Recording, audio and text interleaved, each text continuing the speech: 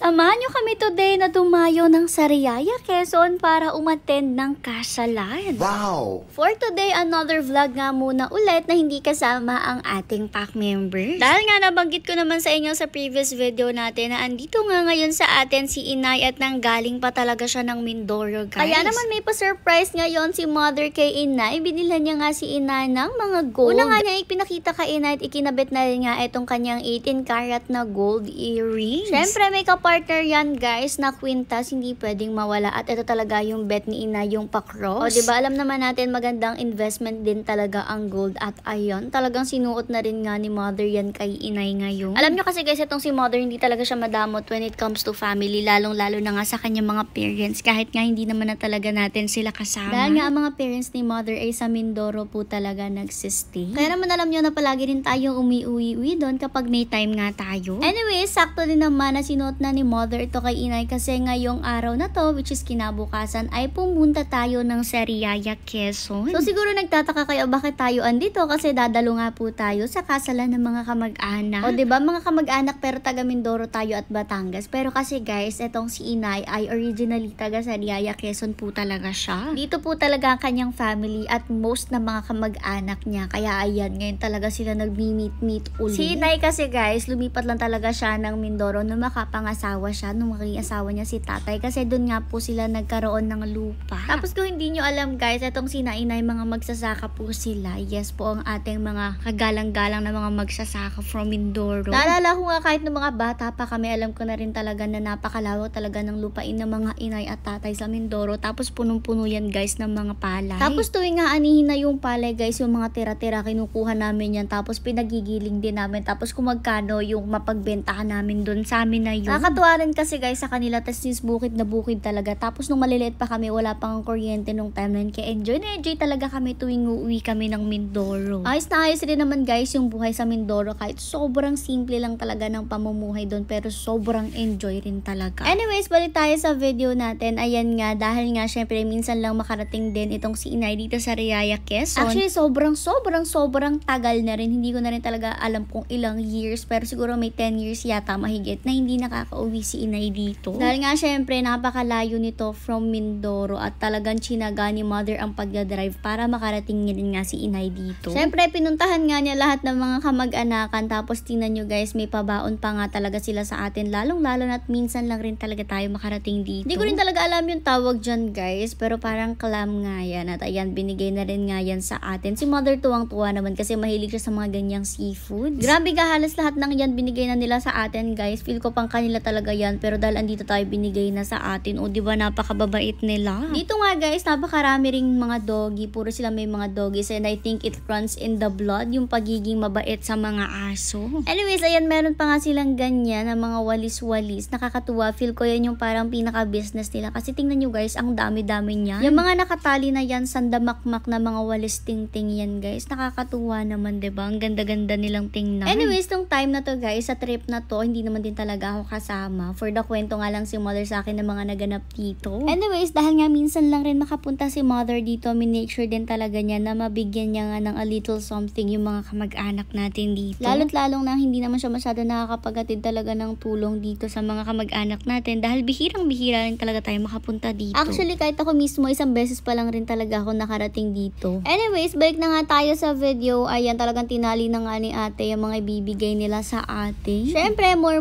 chikahan rin nga sila dito. Alam niyo yun, yung catching up, magtanong-tanong kamusta yung mga ganito, yung kamag-anak natin dyan, andyan pa ba sila? Lalong-lalo na nga si Inay, meron na siyang mga hindi kilala talaga na makamag-anak. Syempre, dahil nga nagsi-anak-anak na yung mga yan at hindi naman na talaga naabutan ni Inay. Habang nagchichikahan talaga nag-ice cream pa sila, o diba, ang ice cream hindi lang pang mga bata, kundi pati na rin sa matatanda. After nga nun, balik ulit sila dito sa may kasalan guys. Bale, ito nga palang mga ganap na to ay 1 whole day lang. Nung time kasi na to, malapit na rin silang pumunta sa simbahan para sa ikakasal. Pero bago nga sila pumunta sa simbahan, pinakain pa talaga sila. Yes guys, ganyan nga kasi talaga dito sa Batangas. Usually kasi talaga yung iba, papakainin ka after ng kasalan. Yung mga pinakahanda na talaga. Pero dito sa probinsya, meron pa yung paumagahan, patanghalian, pahapunan. Talagang pakakainin ka ng pakakainin bago pa yung kasal. Eto naman na guys, yung mga naganap. Syempre nauna na lumakad ang groom. Tapos sumunod na nga yung mga abay. After naman ng lahat, ang sumunod na nga niya ay ang napakagandang bride. O, diba? Nakakatuwa. Ang ganda ng dress niya. Mga kamag-anak rin naman daw namin to, guys. Yun nga lang, syempre, hindi ko kilala. Kasi nga, syempre, malalayong kamag-anak. Pero tayo naman mga Pilipino, kahit malayong kamag-anak yan, kamag-anak pa rin natin yan, diba? Anyways, ayan na nga, for the kasal na nga sila, ceremony, and after naman nun, balik na nga ulit dito para nga maglafangan na. O, diba? Sabi ko naman sa inyo, lalafang na kayo bago ang kasal. After ng kasal,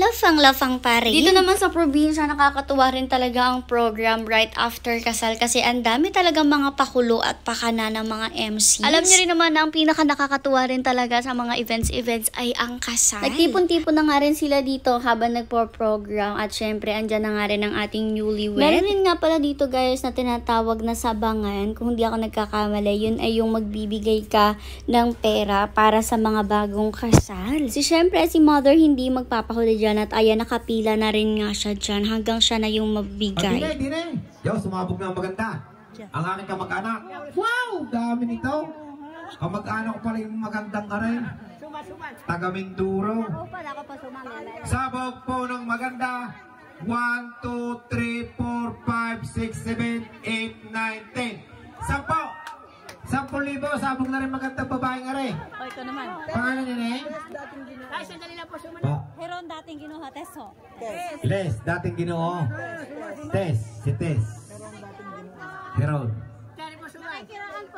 O, diba? Talagang binola-bola pa siya ni kuya dyan na magandang kamag-anak daw. Feel ko talaga kapag medyo malaki yung sabang mo, may kasama talaga yung pambobola. Anyways, after naman ng program, syempre, eto na nga ulit yung time para kay inay na makipag-meet sa iba pa niyang mga kamag-anak na matagal na niyang hindi nakikita. Hindi na rin naman sila nagtagal mismo doon sa area ng kasal kasi nagala-gala nga muna sila papunta sa iba pa mga kamag-anak. Kasi gaya nga ng sabi ko sa inyo, guys, itong si inay kasi nung umalis nga siya dito, dalaga pa talaga siya. Nakakatuwa rin naman kasi dito, guys, kasi kung makikita nyo kung titingin-tingin ka sa paligid, nakakatuwa dahil ang ganda-ganda ng lugar at ang presko-presko. Nakakatuwa kasi talaga na tumira sa ganito, guys. Alam mo yung kahit sobrang tag-init yung panahon, alam naman natin na sobrang init talaga ngayon, guys. Hindi pa nga summer, pero ang tindi na ng init. Pero ayan nga, dito sa lugar na to, kahit medyo mainit, alam mo yung parang ang sarap-sarap ng hangin at ang presko-presko kasi punong-puno rin talaga ng mga puno-puno sa paligid. Tapos alam mo yun, kapag tumambay ka dito, kahit magtingin-tingin ka lang sa paligid, ay ang sarap na, guys, ng pakiramdam at hindi ka na talaga maboboard dyan. Anyways, ayan na nga, nagchika-chikahan nga sila muna dyan. At kung hindi ako nagkakamali, ito nga yung sabi ni mother na mga kapatid daw ni inay. Pero inyo, guys, nung huli pa kayo magkakita-kita ng mga kapatid mo, sobrang babata nyo pa. Tapos ngayon na lang ulit kayo magkikita na talagang may mga edad na kayo at may kanya-kanya ng pamilya at yung mga anak nyo may mga pamilya na rin. Kaya naman naging medyo mahaba rin talaga ang chikahan nila dyan kasi usap talaga sila ng usap dyan tungkol sa life nila. Sabi ko, ako kasama ko kayo dito, baka i-chika ko pa sa inyo yung mga pinagchikahan nila dyan dahil syempre alam nyo naman marites ako pero hindi kasi ako kasama, guys. Kaya nga sabi ko, kahit ako wala talagang idea sa mga pinagchikahan nila dyan. Pero syempre, bago rin nga tayo umalis, nagbigay naman si mother sa kanila ng a little something para rin makatulong sa kanila. Bago nga tayo umalis, naging emotional pa talaga si tatay. Kasi nga syempre, minsan lang tayo makarating dito, tapos talagang na-enjoy niya yung moment ng pagchichikahan nila. Tapos syempre, na-expect niya na matagal-tagal na ulit tayo bago makabalik at hindi na ulit nila tayo makikita. Actually, sa pag-iyak ni tatay, ang dami na rin niyang nahawa at naging emotional talaga ang lahat ng time na to. Alam nyo ba, kahit ako nga habang ini-edit ko to, sobrang naging emotional din talaga ako at naisip ko na lang din na pagtanda ko, Diyos ko, mamimiss ko rin siguro yung mga kapatid ko. Alam nyo, mga kaaway nyo lagi yung mga kapatid nyo ngayon, pero pag tumanda kayo, halos hindi na kayo magkita at mga yak-iyak na kayo kapag nagkita talaga kayo. Anyways, balik tayo sa video. Ayan, for the gala na nga ulit sila at may iba pa talaga silang pupuntahan dyan. Sabi ko nga, napakagrabe naman kasi imagine nyo ha, isang buong araw lang nila tong ginawa pero hindi sila napagod kung saan sila nagpupunta at may inatendan pa talaga silang kasal ha. Tapos si mother matibay-tibay rin talaga ang pagdadrive niya. Kasi alam nyo ba, guys, syempre napakalayo ng Batangas to Sariaya, Quezon. Tapos yung araw na bago sila mag-Sariaya, Quezon, nagbagyo pa talaga tayo at si mother din ang driver at balikan rin. O diba, napakatindi talaga ng driving skills ni mother. Pero kasi guys, ngayon 25 years old na ako, turning 25. Tapos si mother, halos 20 years na nga siya nagda-drive since parang 5 years old pa ako nung una siya nagkaroon ng sasakyan which is motor. Kumbaga si mother lamang kali na talaga siya. Kaya naman sanay na rin talaga siya pagdadrive kahit malayuan. Anyways, let's go back to the video. Ayan, nagpunta nga ulit tayo dito sa iba pa mga kamag-anak ni inay. After nun, meron pa sila dyan mga pa-cottage na ganyan kasi nandito na nga tayo sa may dagat. O diba, ang mga to nag-outing pa in one day. Grabe naman talaga. Pero sabi ko nga, ibang-iba yung dagat dito kaysa sa dagat sa mga Batangas. Kasi ang ganda dito guys, tapos napakarami rin nga ng mga puno-punong ganyan. Parang ang presko-presko din ng hangin dyan. Kasi dito sa Batangas, Diyos ko, yung hangin, ang init na rin. Parang hangin na may kasamang apoy. Pero after a long day, ayan, biyahe na nga ulit